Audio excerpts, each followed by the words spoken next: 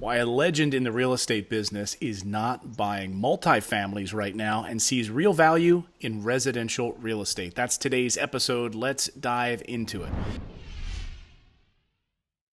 Hey everyone, I'm Clayton Morris, longtime real estate investor, and this is the show, if you're new to the show, where we talk about building financial freedom, passive income, and the vehicle that we use is buy and hold real estate. It's been the thing that has enabled me to achieve financial freedom, and we hope for many of you the same thing. But I don't care exactly what you buy. You could buy Bitcoin, you could buy gold, you could buy anything, but you may want to avoid buying multifamilies right now because just the returns might not be there. My guest today on the show, I'm thrilled to have him back on the show. Good friend, and we've become friends over the years, and one of the legends in the real estate business, and the author of the book, The ABCs of Real Estate Investing. If you haven't read that book, it's like one of the gold standards for real estate investing books. You've got to check it out. We'll have a link below. It's Ken McElroy. Ken, welcome back to the show. Great to see you. Clayton, great to be on. Thanks a lot. Can't wait to dive into our topic today. Yeah, absolutely. And we're enjoying our summer here. We're both kind of on the road, so we're out of our normal, we're sort of fish out of water right now, out of our normal studios. But I'm glad we could finally connect. We were going to try to connect like 2 months ago. Then you were traveling. Then I was traveling. So yeah. Busy men as real estate investors, but glad to have you back, man. Thank you. I can't wait. So when I saw you last, we were having lunch together a few months ago, and one of the topics we were talking about is the current state of the market. Now, as in fact, Robert Kiyosaki, when we were in the room together, Robert had you get up and talk about sort of the current state of the market. You're the real estate advisor for the Rich Dad Company, and Robert's go-to guy on real estate investing. When he wants to put his money in real estate, he calls you. And one of the things you said right now, you're known as like the multifamily guy. I mean, that's what you buy. You buy big projects, couple hundred unit apartments and condos and townhome developments. But right now you said something interesting. What did you tell me about the current state of multifamily? Well, really what's happening is, oddly enough, it's still a very good time to own property, but it's a very, very hard time to buy it because of all the hot money coming into the market right now. So when I say hot money, I mean like people's pensions and insurance money and private equity and institutional equity. Wall Street is there. That money is really driving prices up. And so guys like me, and I'm, even though I own 10,000 apartments, I'm a small player. Really, I'm a small regional player, and even though we have $1 billion worth of real estate, the guys that are we're bidding against are guys that have $100 million to $500 million funds, and are driving prices up right now. So prices are going up considerably. And where do you see then? So you told me an interesting story. You said, I can't believe some of these guys are snapping up properties. And we talk about return on investment, right? So let's just talk about ROI and return on investment. What do you usually look for when you're picking up apartment complexes, when you're picking up large multifamilies? What are you looking for from a return on investment standpoint? What meets your criteria? So that's probably the best question, because my criteria and Wall Street's criteria are very different. So they're trying to preserve capital. They're trying to take people's money, and put it into work. I'm actually trying to produce a return to an investor, much like you. I sit across the table from these people. I get their hard-earned money, and I want to produce a return for them. And it's usually significantly higher than, say, something that Wall Street's doing. So my general goal is to do anywhere between a 7 and a 10% cash on cash return. That's generally what I'm trying to do, as I'm analyzing a property and trying to buy a property. I'm always trying to solve to that number, and occasionally I'll stretch and buy something maybe that's broken, maybe it has high vacancy or something that I can fix, and it might have significantly less, but I can manage it and turn it around and turn it into something more profitable. But that's generally what I shoot for. So 7 to 10%. And right now you were telling me that, wow, I'm seeing people that are snapping up properties at what return? What numbers are they even going after right now? Well, that's kind of so what happens is, the great thing about real estate is it's really slow, And it's not like a stock where you have to act on it immediately. And so we had an acquisition team, guys that would go out and find properties all over the country, and we were meeting with lots of different brokers in lots of different cities, and we probably analyzed over 600 properties last year. Wow. And we made between 50 and 60 offers. And so there's a big process to this. And so the point of that story is when you start to, we lost out on every single deal except one. So we bought one deal out of analyzing 600 plus deals and offering somewhere in the 50s. We ended up with one. And the interesting thing is, Clayton, as you know, I know what the numbers are. So I know what the rents are, I know what the expenses are, and I actually even know what it sells for. So I can take that number, and we were getting bid out by $1 million to $2 million per deal. So I could take that number and back into the return. You know what I mean? Right. Because I'm intimately aware of the numbers. And so it's easy for me to figure out, okay, we lost that deal. So who was the buyer, and how much did they pay, and what's their return going to be?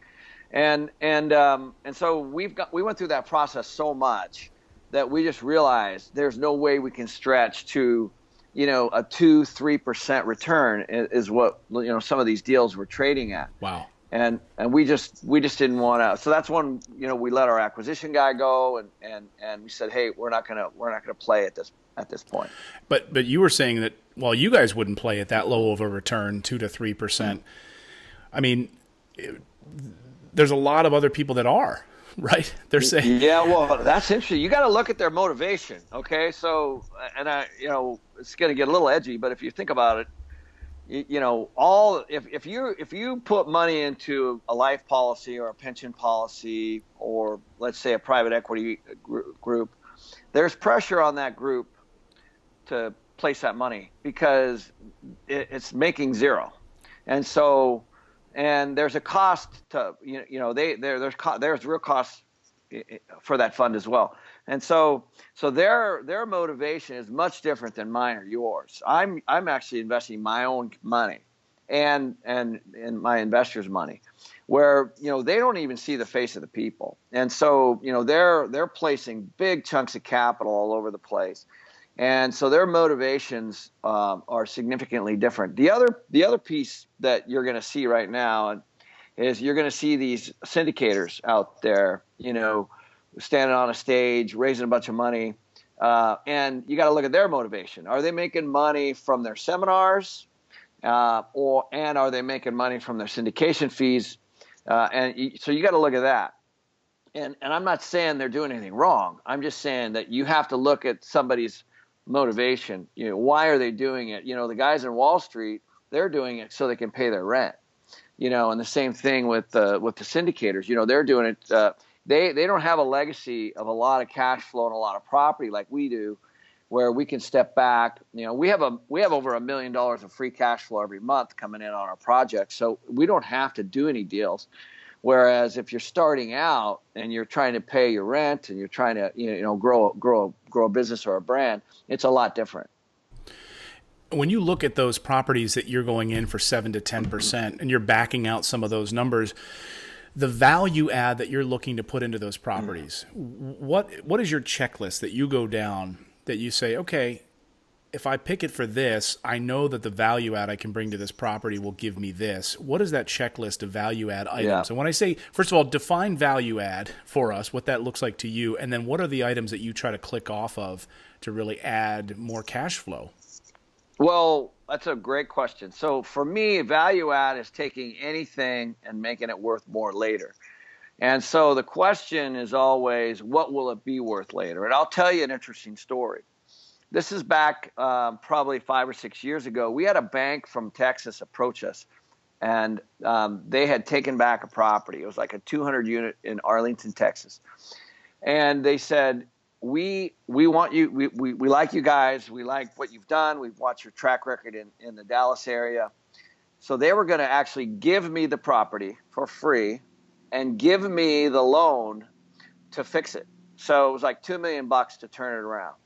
So now we'll get into that 2 million and how I came up with that 2 million. But essentially, the property was 60% occupied, had all these down units, had all this stuff.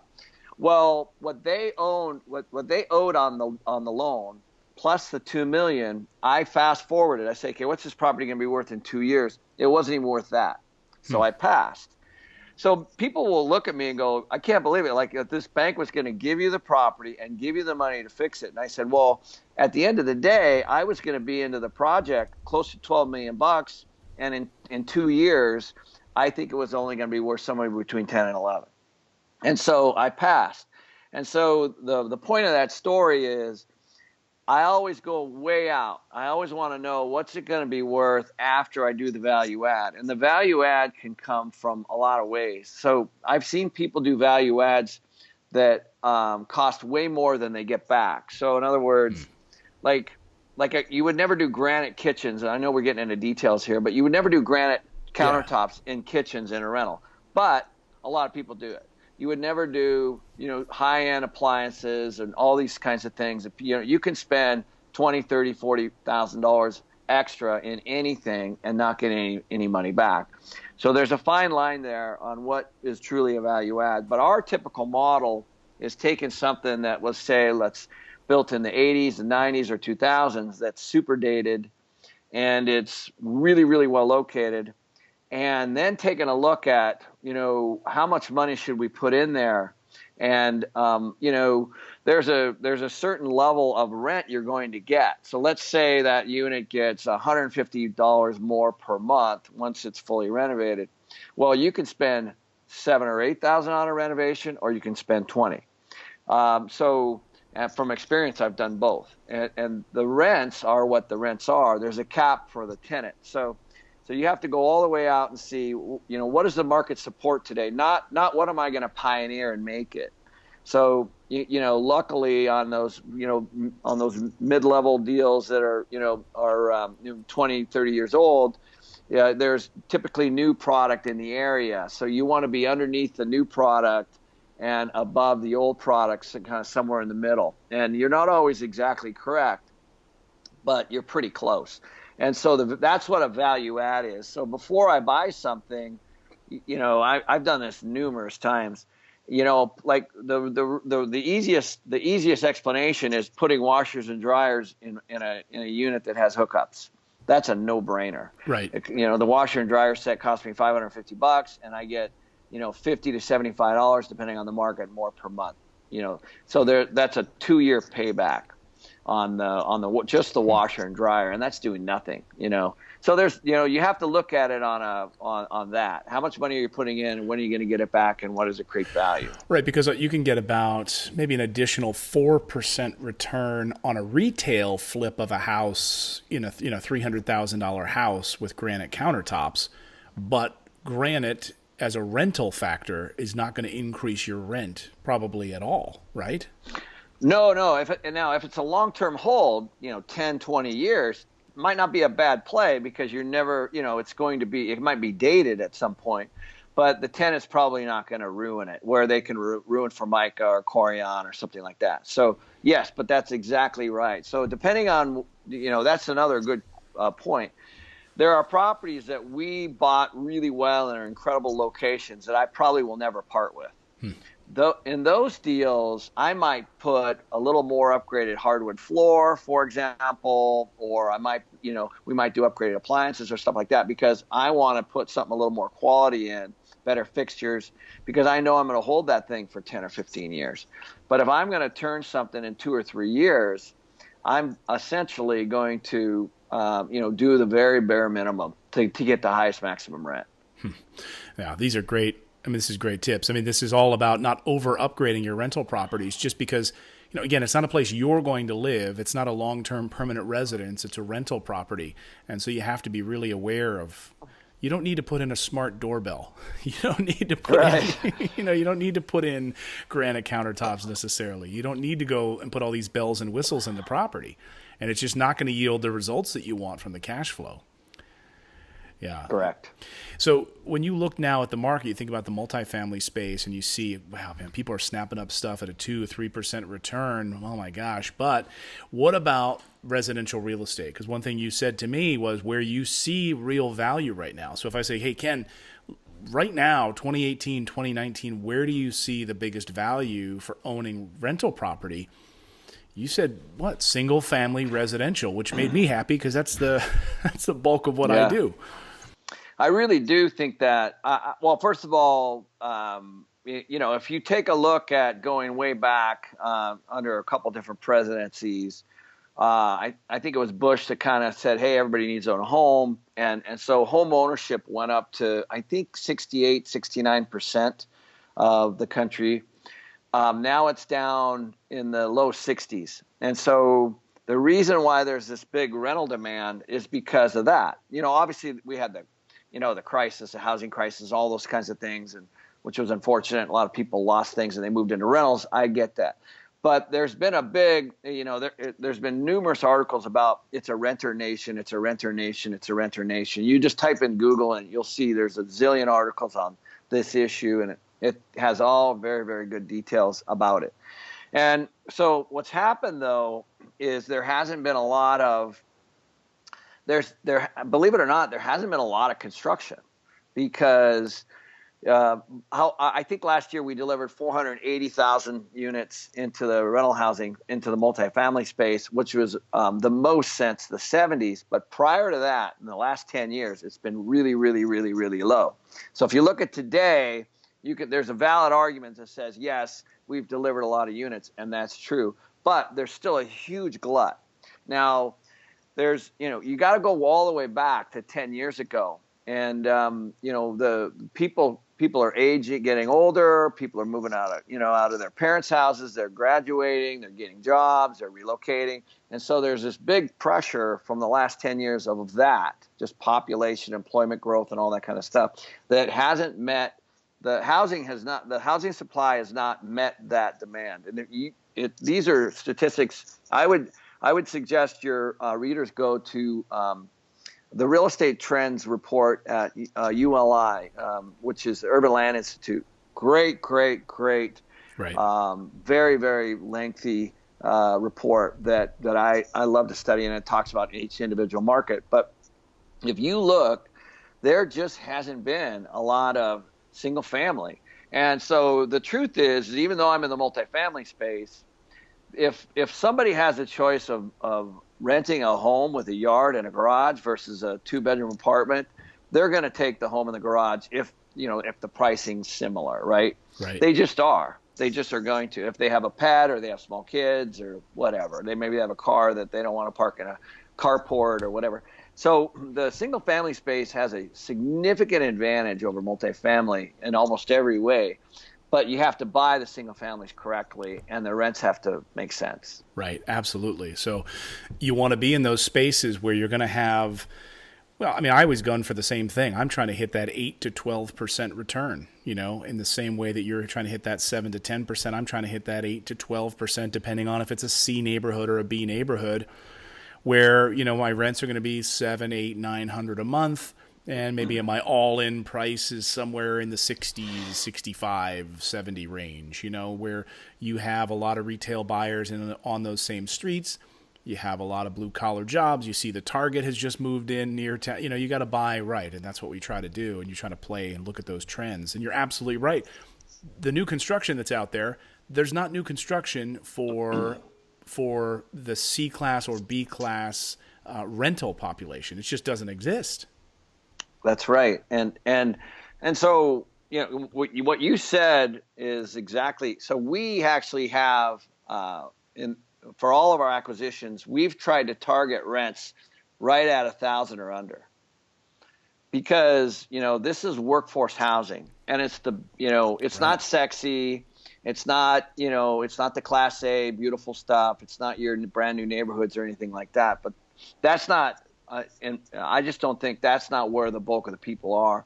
So, we've been trying to cater to that workforce housing. And so our target has always been trying to keep the rents right around $1,000. And that you kind of said that with your single families. Honestly, if you can rent a single family for $600, $700, $800, $900, $1,000 a month, that's a bargain, in my opinion, no matter where you are. You're going to kill apartments and condos every single time. Yeah, and you're right about that. I mean, what I love about the first two properties I ever bought in the Michigan market, I never heard a peep. I had 5-year leases on my properties. The tenants were just in there, not a peep. They loved the yard. They loved the dog could run around the yard in the one property. And they were near decent schools and, the shopping. And because they're in those spaces, they have the freedom, the elbow room, I guess you could say, in those in those houses that you don't get in an apartment where you have people banging on the walls and that sort of thing. So you have that freedom in those spaces. That's exactly right. And I think what's going to, you just got to pay attention to those things, like the school districts, right? The yards, all those things are incredibly important, especially school districts. I learned this, probably 10 years ago.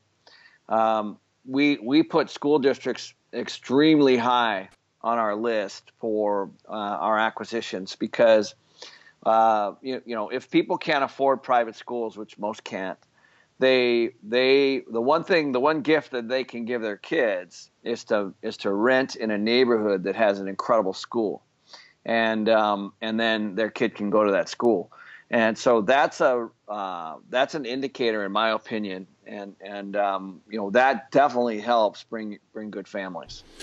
Wonderful. Well, I'll get you out of here on this question on the current market, looking at multifamilies residential in the 2018, 2019 space right now. Where do you see things going? People, want to talk about a bubble. I haven't really seen it. I don't know. But what is your sense of, you're analyzing 600 properties last year, so you have your pulse on the nation. Yeah. What do you see?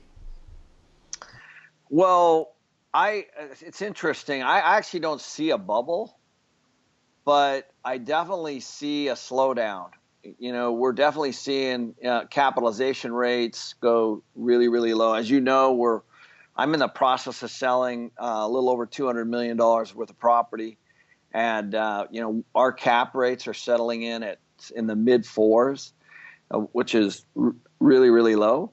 And but there's so much capital in the market trying to find a home that, like I said, we talked about in the beginning, is people are still buying because they're preserving capital. And I got into an interesting discussion. We were bidding on a big property in Scottsdale, Arizona, and I ended up meeting with a $6 billion equity group that was also bidding on it for a different reason. And I said, "Hey, are you bidding on this property?" He's like, yeah. And I said, "Well, what do you think about the exit cap rate, which is the sale piece, so because there's always an entry cap rate and there's an exit cap rate. You buy at one cap rate and you sell at another." And I said, "If you're buying at a 3.5, what are you going to do?" Right. And he's like, "Yeah." He's like, "We're very aware of that issue." And he said, "We're bidding on it anyway." So I said, all your value add that you do, and it was like a very big value add, like a $35 million value add, because it was a big project, could be wiped out with 1 to 1.5 point increase in cap rate. And so basically what he was telling me was they have so much cash, they just want to buy this thing and then hope the cap rate stays low. As you know, hope is not a good strategy. Right. But that's what the big guys are doing. Yeah, that's amazing. Yeah, I don't see a bubble either, but people love to write about it, and people love to write about it in the news because it's good clickbait. Gets you to click. Well, Ken, thank you so much for joining us. Where can people learn more about everything you're working on right now, man? Great, thank you. MC Companies, that's our organization. You can go there, and we have a lot of great stuff going on, philanthropy, and you can talk about some of the stuff we're doing on the property management side. And then KenMcElroy.com. I do individual videos, of course, on property management and entrepreneurship and debt and equity and things like that. So either one is a great start. Awesome. And Ken's going to be back on the show because we're going to be talking about property management and partnerships and things. And when you got a contractor that goes sour, how to handle all that. No one has more experience in this than Ken does. Happened a lot with me. Yep. So Ken will be back on the show. Great to have you here, Ken, as always. And thanks to all of you for downloading and subscribing to the show. We really appreciate it. If you haven't taken action yet, just come on over to our website, download our free cheat sheet. It's our Freedom Number cheat sheet. It's totally free. It's 3 pages. It lets you figure out, what is the number that it would take for you to achieve financial freedom in rental properties. It's very simple. Just go to morrisinvest.com/freedom. It's free. Download it, check it out, and then let us know what your freedom number is. Thank you so much. We'll see you back here next time on the Investing in Real Estate show. Now go out there, take action, and become a real estate investor. Get off the couch. We'll see you next time, everyone.